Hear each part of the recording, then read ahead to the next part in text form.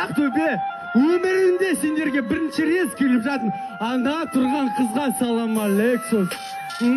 Амынан жалап бердім, сучка мен.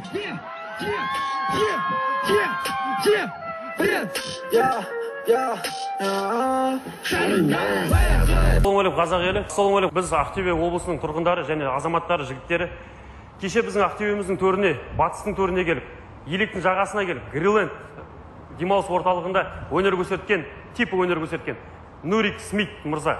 Сіздің шын атыңыз Нұрғиса екен.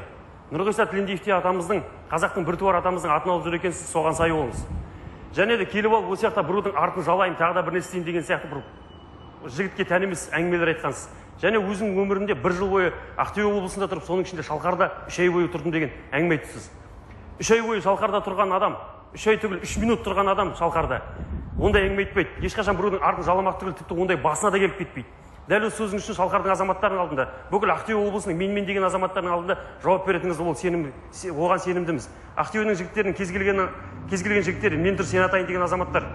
Біздің елімізге және осы тағы да осы елімізде болған бір концерттердің біреуінде Ирина Қайратовна, Қайрат Рысылбековтей атамыздың атын ұстанып жүрген өнер майталмандары бар екен, типі сахнада жүрген. Солар өзіміздің алаштардың армандап кеткен, бергеректе келіп 90-дардағы серкелердің армандап кеткен тәуелсіздігін көк туымызды аяққа таптап, кәдімгідей мазақ қылған жайы бар.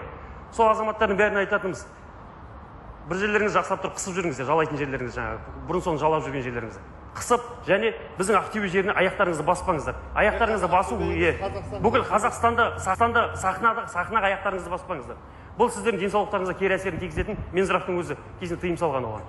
Және де біздің осы бүкіл Ақтөбе халқы, Ақтөбе жұртшылығы және бүкіл Қазақстанда сен тұр мен атайын деген азаматтардың бәрі, қазақтың басына күн туған кезде атқа мінер азаматтардың бәрі бұған қарсымыз. Жігіттер, қарсымыз ба? Қарсымыз.